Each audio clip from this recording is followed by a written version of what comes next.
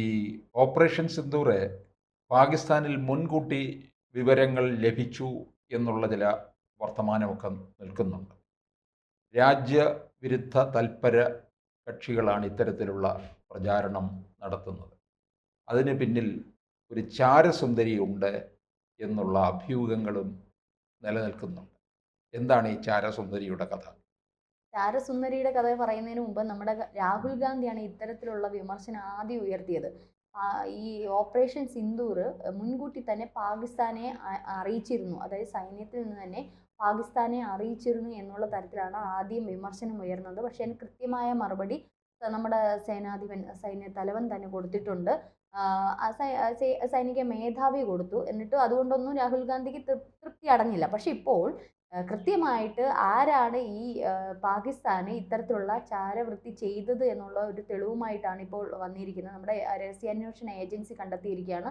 രഹസ്യാന്വേഷണ ഏജൻസി ഈ ചാരസുന്ദരിയുടെ പുറകിലായിരുന്നു. ചാരസുന്ദരിയെ കൈയോടെ പൊക്കിയതിൻ്റെ വിവരം അനുസരിച്ചാണ് പല കാര്യങ്ങളും പുറത്തേക്ക് വന്നത്. അതിൽ ഇപ്പോൾ നിലവിൽ പ്രധാനപ്പെട്ട ഒരു കാര്യമാണ് പുറത്തു വരുന്നത്. നമ്മുടെ ഓപ്പറേഷൻ സിന്ദൂറിനെ പറ്റി ചാറ്റ് വഴി, വാട്സപ്പ് ചാറ്റുകൾ വഴി പാകിസ്ഥാന് നേരത്തെ തന്നെ മുൻകൂട്ടി തന്നെ ഈ ഓപ്പറേഷൻ സിന്ദൂറിനെ പറ്റി ഒരു വിവരം കൊടുത്തു എന്നുള്ള വാർത്തകളാണ് വരുന്നത്. ഈ ചാരസുന്ദരി ഒന്നും കാര്യമല്ല. കാരണം നമുക്കറിയാം, ജ്യോതി മൽഹോത്ര എന്ന് പറയുന്ന ട്രാവൽ വ്ളോഗറാണ്.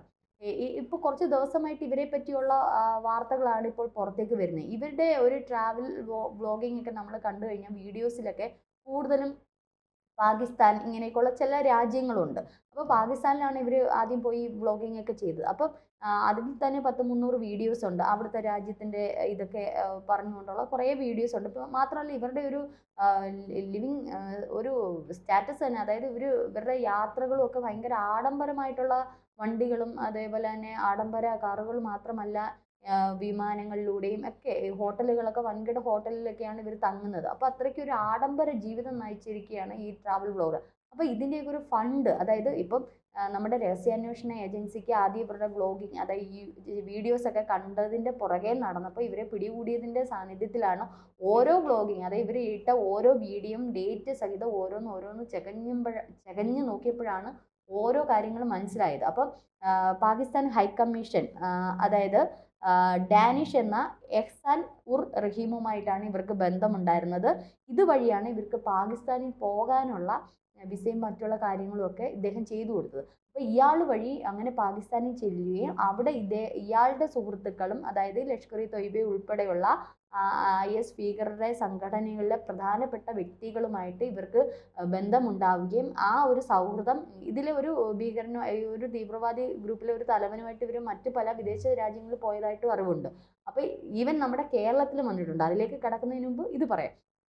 അങ്ങനെ ഇവർ അത്രയ്ക്ക് ഇവരുമായിട്ടൊക്കെ ബന്ധം പുലർത്തുകയും നമ്മുടെ കേരളത്തിലെയും നമ്മുടെ രാജ്യത്തിലെയും പ്രധാന വിവരങ്ങൾ അവർക്ക് വേണ്ടി വാട്സപ്പ് ചാറ്റുകളിലൂടെ അല്ലാതെയൊക്കെ കോണ്ടാക്ട് ചെയ്ത് ഇവർ കൊടുത്തുകൊണ്ടേയിരുന്നു. ഈവൻ ഇതിനു മുമ്പ് ഇവർ പഹൽഗാം സന്ദർശിച്ചിരുന്നു, നമ്മുടെ കേരളം സന്ദർശിച്ചിരുന്നു. ഇതിൻ്റെയൊക്കെ പ്രധാനപ്പെട്ട വീഡിയോകൾ ഇവർ ഇട്ടിരുന്നു. എന്നാൽ ചില സ്ഥലങ്ങളിൽ ഇവർ വന്നു പോയതിൻ്റെ വീഡിയോ അവർ ഇട്ടിട്ടില്ല, ചില ദിവസങ്ങളിൽ ഇട്ടിട്ടില്ല. അപ്പോൾ ഇതെല്ലാം രഹസ്യാന്വേഷണ ഏജൻസി വളരെ നല്ല രീതിയിലുള്ള പരിശോധന, കീറി മുറിച്ചുള്ള പരിശോധനയാണ് ഇപ്പോൾ ചെയ്തുകൊണ്ടിരിക്കുന്നത്. അതിൻ്റെ ഭാഗമായിട്ടാണ് ഇന്ന് ഇത്തരത്തിലുള്ള കാര്യം നമുക്ക് അറിയാൻ കഴിഞ്ഞത്. ഓപ്പറേഷൻ സിന്ദൂറിനെ നിർണായക വിവരങ്ങളാണ് പാകിസ്ഥാൻ ഇപ്പോൾ ഇവർ ഒറ്റുകൊടുത്തിരിക്കുന്നത്. എന്തൊക്കെയാണ് ഇനി ഒറ്റുകൊടുത്തത്, എന്തൊക്കെയാണ് ഇവർ പറഞ്ഞത് എന്നൊക്കെയുള്ളത് ഈ വരും മണിക്കൂറുകൾ നമുക്ക് അറിയാൻ പറ്റും. ഇവരുടെ വാട്സപ്പ് വാട്സപ്പ് സന്ദേശങ്ങൾ വഴിയാണ് ഇവർ അങ്ങോട്ട് അയച്ചിരിക്കുന്നത്. ISI ഏജൻറ്റുമായിട്ടാണ് ഇവർ ഈ രഹസ്യ വാട്സപ്പ് ചാറ്റ് നടത്തിയിരുന്നത്. മാത്രമല്ല, ഇവർ നമ്മുടെ കേരളത്തിലെ കണ്ണൂർ വന്നിരുന്നു. കണ്ണൂരിൽ നമുക്കറിയാം, ഒരു പ്രദേശത്ത് ISI ഈ പറഞ്ഞോണം തീവ്രവാദ പ്രവർത്തനങ്ങൾക്ക് ഒരിക്കൽ അവിടെ 10-11 പേര് യുവാക്കളടക്കം ഈ തീവ്രവാദ പ്രവർത്തനങ്ങൾക്ക് വേണ്ടി പോയിട്ടുണ്ട്. ആ യുവാക്കളൊന്നും പിന്നെ ഈ ചാരസുന്ദരിക്ക് കേരളത്തിലും പലരുമായിട്ട് ബന്ധമുണ്ട്. അതും ഇപ്പോൾ അന്വേഷിച്ചുകൊണ്ടിരിക്കുക. അപ്പോൾ കണ്ണൂർ ഇവർ ഇടയ്ക്ക് വന്നിരുന്നു. കണ്ണൂരിലെ മറ്റേ തെയ്യമൊക്കെ കാണാൻ പോയിരുന്നു. പക്ഷേ ആ തെയ്യത്തിന് അടുത്തതായിട്ടുള്ള ചില കേരളത്തിലെ നിർണായക പ്രത്യേക ഭാഗങ്ങളിൽ ഇവർ പോവുകയും ചില ആൾക്കാരെ സന്ദർശിക്കുകയും, പക്ഷെ അതൊന്നും ഇവരുടെ വ്ളോഗിങ്ങില്ല. ആ 10 ദിവസത്തെ ഗ്യാപ്പിൽ ഇവരുടെ ഇവർ യാത്ര ചെയ്ത വിവരങ്ങളോ അല്ലെങ്കിൽ ആ സ്ഥലങ്ങളുടെ പ്രത്യേകതകളോ ഒന്നും ഇവർ ചെയ്തിട്ടില്ല. കാരണം അത് പ്രത്യേകിച്ച് ഒരു ഗ്രാമപ്രദേശം, അവിടെ പ്രത്യേകിച്ച് ഒന്നും ചെയ്യാനില്ല. അപ്പോൾ എന്തിന് കണ്ണൂർ വന്നു, എന്തിന് കേരളത്തിലെ കൊച്ചിയിൽ വന്നു? നമുക്കറിയാം, റാണയുടെയൊക്കെ കേസ്, റാണ കൊച്ചിയിൽ വന്നതൊക്കെ. അപ്പോൾ കൊച്ചി എന്താണ്, ഇവരുടെയൊക്കെ ഉള്ള ഒരു ഹബ്ബാണോ? എന്നൊക്കെയുള്ള രീതിയിൽ വളരെ നിർണായകമായിട്ട് എന്നെ ഇപ്പോൾ അന്വേഷിച്ചുകൊണ്ടിരിക്കുകയാണ്. കാരണം കേരളത്തിലും ഇത്തരത്തിലുള്ള തീവ്രവാദ ഗ്രൂപ്പുകൾ, സംഘടനകൾ പ്രവർത്തിക്കുന്നു എന്നതിൻ്റെ തെളിവുകളാണ് ഇപ്പോൾ കിട്ടുന്നത്. മാത്രമല്ല ഇപ്പോൾ ഇവരുടെ പേരിലുള്ള വലിയ ഗുരുതര ആരോപണങ്ങളാണ് ഇവരുടെ പേരിലുള്ളത്. ഞാൻ പറഞ്ഞതുപോലെ നേരത്തെ പറഞ്ഞതുപോലെ ഈ പാകിസ്ഥാൻ്റെ ഈ നമ്മുടെ ഹൈക്കമ്മീഷൻ ഉദ്യോഗസ്ഥൻ ഡാനിഷ് എന്ന പേര്, ഡാനിഷ് എന്ന് പറയുന്ന ആളുടെ വിളിപ്പേരും എഹ്സാൻ ഉർ റഹീം എന്ന് പറയുന്നതാണ് അയാളുടെ ഒറിജിനൽ നെയിം. അപ്പോൾ ഇദ്ദേഹവുമായിട്ട് വലിയൊരു സൗഹൃദമാണ്. അപ്പോൾ ഇവരുടെ ഈ പ്രധാന വ്യക്തികളുടെ പാകിസ്ഥാനിലെ ഈ ചില തീവ്രവാദികളുടെ പേര്, സൗഹൃദം എന്ന വ്യാജേനയുള്ള തീവ്രവാദികളുടെ പേര് പോലും ഇവരുടെ ഫോണിൽ വേറെ രീതിയിലൊക്കെയാണ് സേവ് ചെയ്തിട്ടിരുന്നത്. ഒറിജിനൽ നെയിമുകളല്ല ഇവർ സേവ് ചെയ്തിട്ടിരുന്നത്. അപ്പോൾ അത് പക്ഷേ നമ്മുടെ അന്വേഷണ ഏജൻസി അത് കൃത്യമായി കണ്ടെത്തുകയും ഇത് ഇന്നടത്താണെന്നുള്ള മനസ്സിലാക്കുകയൊക്കെ ചെയ്തു.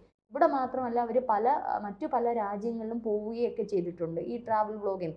ഇതിനൊക്കെ വലിയൊരു സാമ്പത്തികമാണ് ഇവർ ഇതിനൊക്കെ ചെലവഴിക്കുന്നത്. കാരണം ഒരു ട്രാവൽ വ്ളോഗർ എന്ന് പറയുമ്പോൾ നമ്മൾ ചിന്തിക്കേണ്ടിയിരിക്കും അവർക്ക് മിതമായ ഇതിൽ നിന്ന് കിട്ടുന്ന ഒരു വരുമാനമാണ്. പിന്നെ ചില മാർക്കറ്റിംഗ് അല്ലാതെ, അല്ലെങ്കിൽ ഇവർക്ക് സ്പോൺസേഴ്സ് ഉണ്ടായിരിക്കും. ഇതല്ലാതെ ഇത്രയും വലിയൊരു ആഡംബര ജീവിതം നയിക്കാനുള്ള മാർഗമോ അല്ലെങ്കിൽ സാമ്പത്തികമോ ഒന്നും ആദ്യമൊന്നും ഈ വ്ളോഗേഴ്സിനും കിട്ടത്തില്ല. അപ്പോൾ അത്തരത്തിൽ പല വ്ളോഗേഴ്സും ഈ ട്രാവൽ വ്ളോഗേഴ്സിൽ നമ്മൾ കാണുമ്പോൾ അവർ ഈ വലിയ സിമ്പിളായിട്ടുള്ള ജീവിത രീതിയാണ് നയിക്കുന്നത്. കാരണം നമുക്കറിയാം നമ്മുടെ നാട്ടിൽ ഒന്ന് രണ്ടെങ്കിൽ പെട്ടെന്ന് ഓർമ്മ കിട്ടുന്നില്ല. ആ വ്ളോഗേഴ്സ് എന്ന് പറഞ്ഞാൽ അവർ എവിടെയാണോ അവിടെ ടെൻ്റ് അടിച്ച് കിടക്കുക. മാത്രമല്ല അവിടെ നാട്ടിലുള്ളവർ ഏത് രാജ്യത്താണോ ചെല്ലുന്നത് ആ ഒരു ഗ്രാമപ്രദേശത്തിലൊക്കെ ആയിരിക്കുമല്ലോ ചെയ്യുന്നത്. അവിടെ ഉള്ളവരുമായിട്ട് സഹകരിച്ചിട്ട് അവരുടെ എന്തെങ്കിലുമൊക്കെ ഭക്ഷണം കഴിക്കുക, ലിഫ്റ്റ് അടിച്ച് പോകുക, ഇങ്ങനെയൊക്കെയുള്ള ട്രാവൽ വ്ളോഗിങ് ചെയ്യുന്നവരാണ് ഏറെക്കുറയും. കാരണം എല്ലാ രാജ്യങ്ങളും സന്ദർശിക്കാൻ വലിയ പക്ഷെ ഇവരങ്ങനെയല്ല. എല്ലാ ആഡംബര ഹോട്ടലുകളിലും ഇത് പറഞ്ഞതുപോലെ ആഡംബര ജീവിതമായിരുന്നു. അപ്പം ഇത്തരത്തിൽ ഇപ്പം എനിക്കോ സാറിനോ നമുക്ക് ചിന്തിക്കാവുന്നേ ഉള്ളൂ. നമുക്കാണെങ്കിൽ പോലും ഇപ്പോൾ മറ്റൊരു രാജ്യത്ത് പോകണമെങ്കിൽ എത്ര ലക്ഷം രൂപ വേണം. അവിടെ ഒരു ആഡംബര സൗധമൊന്നും നമുക്കൊന്നും സ്വപ്നം കാണാൻ പറ്റും. നമ്മൾ ഏറ്റവും മിനിമം ചെറിയ രീതിയിലുള്ള ട്രാവലിംഗ് നടത്തുവാണെങ്കിൽ നമ്മൾ ആ ബഡ്ജറ്റിലുള്ളത് നമ്മൾ നോക്കത്തുള്ളൂ. ഇനി ആരാണെങ്കിലും അപ്പോൾ ട്രാവൽ വ്ളോഗേഴ്സിൻ്റെ അവസ്ഥയൊന്നും ആലോചിക്കുക. അവർ ഈ യൂട്യൂബിലുള്ള വരുമാനം കൊണ്ടാണ് അവർ കഴിയുന്നത്. അപ്പോൾ അത്തരത്തിലുള്ളവർ എന്ത് ചെയ്യും, വളരെ ഏറ്റവും ചിലവ് കുറഞ്ഞ മാർഗം എന്താണെന്ന് വെച്ചാൽ അതായിരിക്കും അവർ തിരഞ്ഞെടുക്കുന്നത്. ചിലർ സൈക്കിളിലൂടെ പോകും, നമ്മൾ കണ്ടിട്ടില്ലേ. ചിലവർ അവരുടേതായ ചില വണ്ടികൾ രൂപപ്പെടുത്തി എടുത്തുകൊണ്ട് അങ്ങനെ പോകും. ചിലവർ ഈ അമേരിക്ക അങ്ങനെയൊക്കെയുള്ള യൂറോപ്യൻ രാജ്യങ്ങളിൽ പോകുന്നവർ ഫ്ലൈറ്റിൽ ചെന്നിറങ്ങിയാൽ തന്നെ അവിടുത്തെ പ്രദേശവാസികളുമായിട്ടൊക്കെ ടൈപ്പ് ആയിട്ട് അവിടെ തന്നെ ചുരുണ്ടുകൂടി കിടക്കാനുള്ള രീതിയാണ് ഇത്. പക്ഷെ ഇതങ്ങനല്ല. ഇത് വമ്പൻ ഈ പറഞ്ഞോണം ഹോട്ടലുകളിലൊക്കെയാണ് താമസവും കാര്യങ്ങൾ. അപ്പോൾ ഇതിൻ്റെയൊക്കെ കൃത്യമായ വിവരങ്ങൾ കിട്ടിയത് കൊണ്ടാണ് ഈ രഹസ്യാന്വേഷണ ഏജൻസി ഇവരുടെ പുറകെ പോയത്, ഇവരെ പിടിക്കാനായതും. പക്ഷെ ഇവരിൽ നിന്ന് കിട്ടിയ വിവരം അനുസരിച്ച് പഹൽഗാമിൽ പോലും നമ്മളുടെ ഈ ഒരു ആക്രമണം ഉണ്ടായതിന് കുറച്ച് ദിവസങ്ങൾക്ക് മുമ്പ് വരെ ഇവർ പഹൽഗാമിൽ വരെ പോയിരുന്നു. അതിനുശേഷം ഇവർ കേരളത്തിലെത്തുകയും കണ്ണൂരെത്തുകയും പിന്നീട് വീണ്ടും ഒരു ഡൽഹിയിലേക്ക് പോവുകയൊക്കെ ചെയ്തു. അപ്പോൾ ഇതിൻ്റെ പുറകെ ഇപ്പോൾ രഹസ്യാന്വേഷണ ഏജൻസികളുണ്ട്. ഇവരുടെ പുറകെ ഇനി ആരൊക്കെ ഉണ്ടെന്നറിയാം. അത് തീർച്ചയായിട്ടും കേരളത്തിലേക്കാണ് ഉറ്റുനോക്കുന്നത്. കേരളത്തിൽ ഏത് സംഘടനയാണ് ഇവരുടെ പിന്നിലുള്ളത്, ആരൊക്കെയാണ് ഇവരുടെ പിന്നിലുള്ളത്. കാരണം റാണയുടെ ഒരു വിഷയവുമായി ബന്ധപ്പെട്ട് തന്നെ NIA ഇത്തരത്തിലുള്ള അന്വേഷണം നടത്തുന്നുണ്ട്. അങ്ങനെയാണെങ്കിൽ ഈ ജ്യോതി മൽഹോത്ര എന്ന് പറയുന്ന ഇവരുടെ പുറകെയും NIA കൃത്യമായിട്ടുള്ള അന്വേഷണം നടത്തി അവരെ ചോദ്യം ചെയ്തുകൊണ്ടിരിക്കുകയാണ്. ഒരു തരത്തിലും NIA വിടത്തില്ല. രാജ്യദ്രോഹ കുറ്റമാണ് ഇവർ ചുമത്തിയിരിക്കുക. തീർച്ചയായിട്ടും ഒരു രാജ്യദ്രോഹ കുറ്റം തന്നെയാണ്. ഇവരുടെ മാതാപിതാക്കളൊക്കെ പറയുന്നത് ഞങ്ങൾക്കറിയില്ല, ഒരു യാത്രയാണ് ചെയ്തത്, എൻ്റെ മകൾ അങ്ങനെ ചാരപ്രവൃത്തി ചെയ്തിട്ടില്ല. അങ്ങനെ ഇപ്പോൾ പക്ഷേ ഇത് തെളിയിച്ചിരിക്കുകയാണ്. ഇവർ തന്നെ പല കാര്യങ്ങളും അംഗീകരിച്ചു. പാകിസ്ഥാനുമായി ബന്ധമുണ്ടെന്ന് തന്നെയാണ് ഇപ്പോൾ ജ്യോതി മൽഹോത്ര പറയുന്നത്. അങ്ങനെയെങ്കിൽ വലിയ ഒരു കുറ്റം തന്നെയാണ്.